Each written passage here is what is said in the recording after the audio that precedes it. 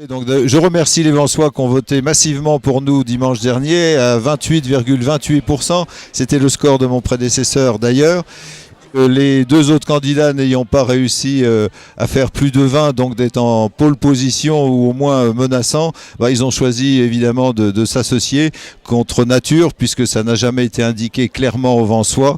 Donc je pense qu'ils ont été trompés sur leur vote. Les alliances sont tout à fait normales, c'est un fait, mais quand elles sont annoncées ou quand les choses sont un peu plus claires, nettes et précises dès le départ. Donc aujourd'hui, je considère que c'est une trahison de la démocratie. On doit annoncer clairement les choses et non pas annoncer haut et fort comme ça l'a été, c'est prouvable, que non, jamais on ne fusionnerait pas, on ne laisserait jamais personne au bord de la route.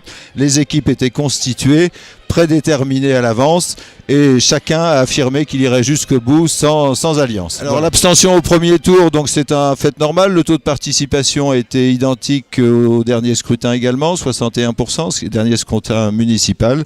Donc c'est tout à fait normal. Donc au deuxième tour, il y a toujours plus de votants.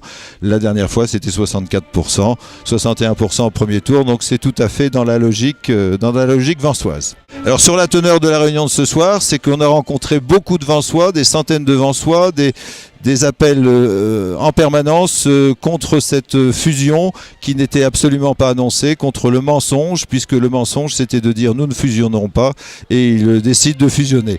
Ça n'est pas très grave puisqu'on sait bien que ce n'est pas de l'arithmétique pure la politique, 20 et 20 ne feront pas 40 dimanche prochain. J'appelle tous les Vansois à nous rejoindre. Pour ceux qui ont eu un discours clair, net et précis depuis le départ, nous sommes droits dans nos bottes et les Vansois ne sont pas dupes. Merci.